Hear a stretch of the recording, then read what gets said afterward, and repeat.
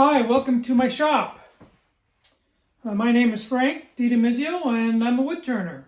I've produced quite a few YouTube videos recently, and this week what I'm going to try to do is make a dinner plate out of some exotic wood that I've had kicking around for some time. It's quite thin, as you can see. It's only an inch thick, and I've made a lot of platters, but I've never really made a dinner plate, so this is just going to be a smaller version of the platters I typically make.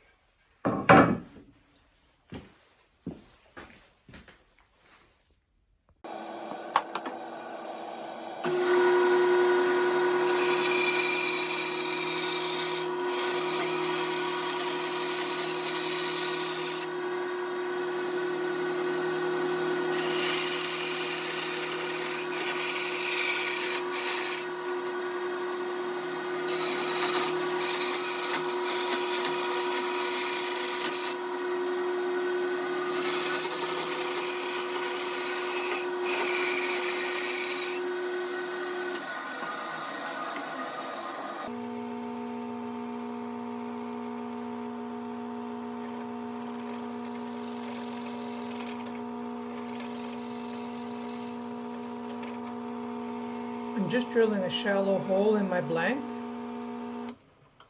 and that will be for the screw chuck. Here I'm determining how deep the hole is, and this way I know how many spacers I need to put on my screw chuck so the screw doesn't bottom out.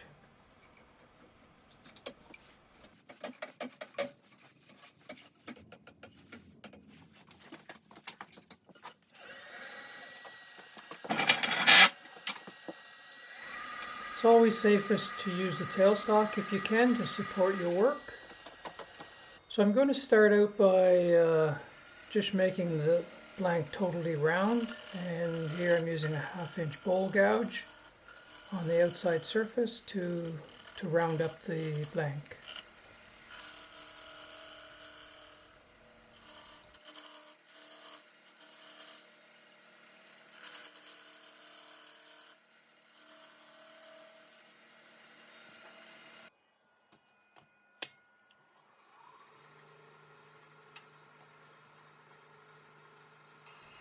I'm just using some pull cuts here to level off the surface, and this will be the bottom portion of the dish. And these pull cuts are bevel supported cuts, so you'll see the handle is way down to get the bevel support.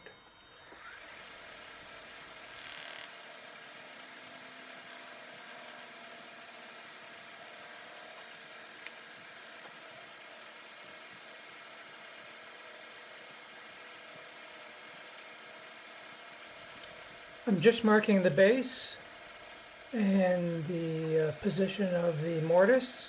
I'm going to be using a dovetail mortise for the base of the plate, and I'm also going to just start doing a little bit of rough shaping here with some pull cuts.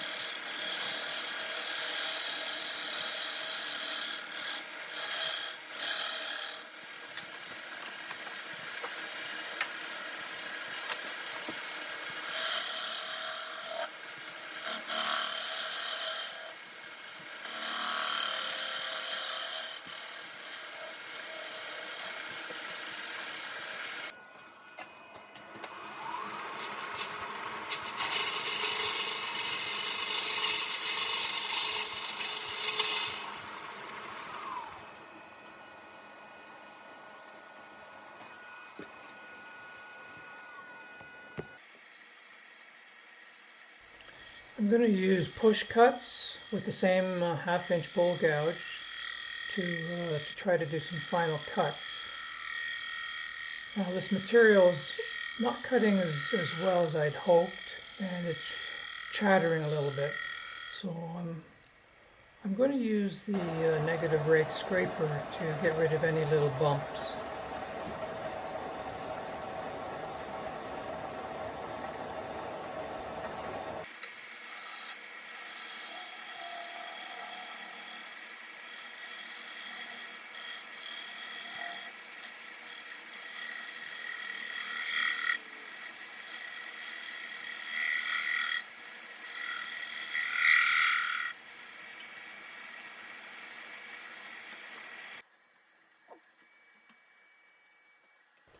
At this point, I will do the final sanding on the bottom of the piece. I don't really want to come back to the bottom, so this is really the final operation to be done here.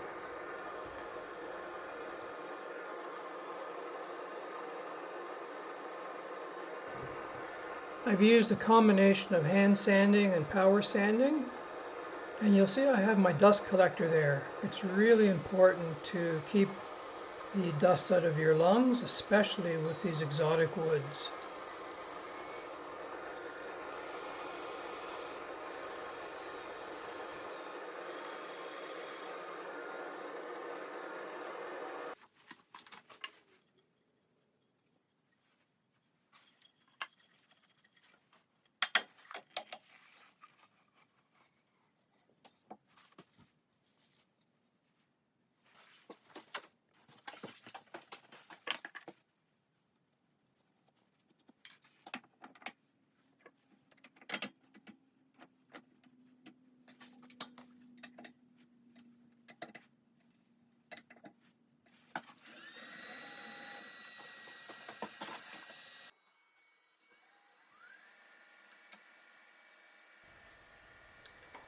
I'm going to start by cleaning up the surface using the pull cut that I used earlier.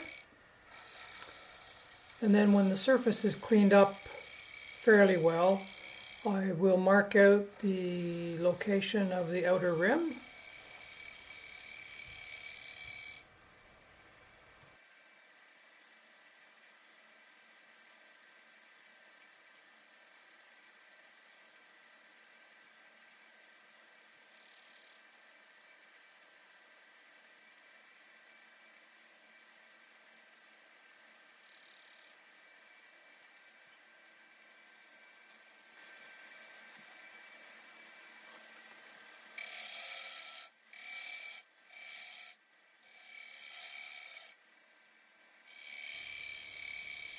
Now I'm just going to use a series of push cuts to approach my final shape, and I'll try to get the surfaces as good as I can.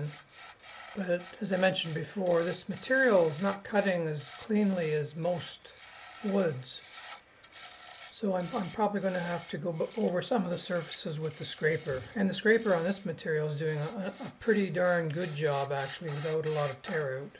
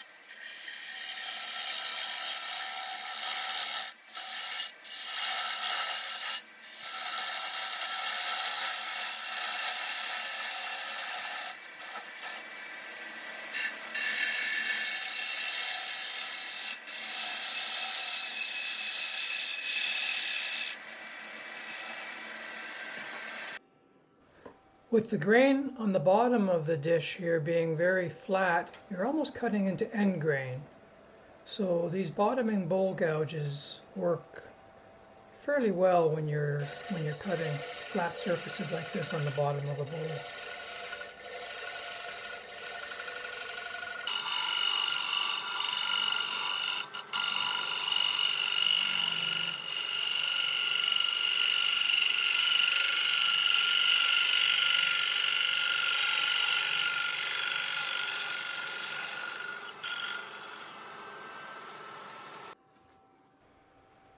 Normally I wouldn't use a scraper, but I found that for this particular wood, I'm just getting a few ridges from my gouge that I can't easily get off. So I'm going to use these negative rake scrapers just to clean them up a little bit.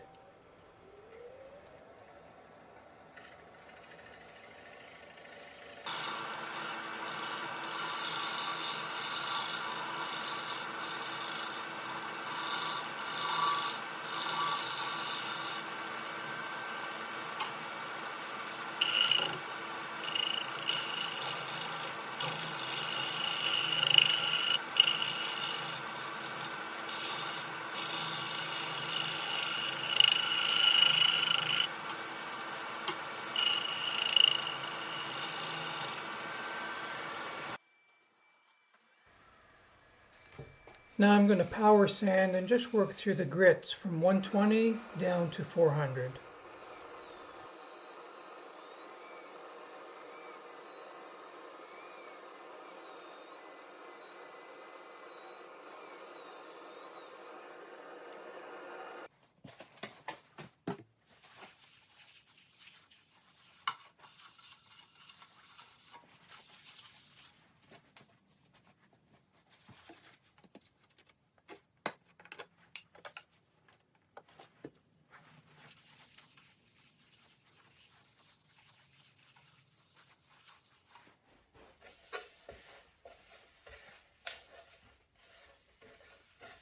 I'm just putting some methyl hydrate on here to take the dust off, and also it shows the grain a little bit.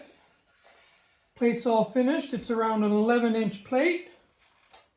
A great little project for, especially for beginner students, that kind of thing.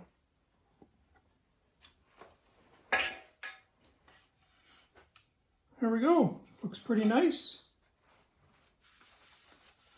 And I'm just going to finish this with some salad bowl finish from General, because it'll be used for, my intent is that it would be used for food. If it was decorative, I'd probably just spray it with lacquer.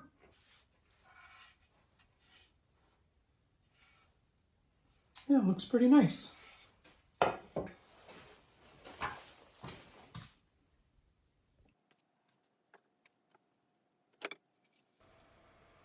With this particular finish, you just apply it and then wipe it off with a paper towel. And for pieces like this, I would probably put at least 2 coats, maybe 3 coats of this finish on. It really depends on how much it absorbs each time.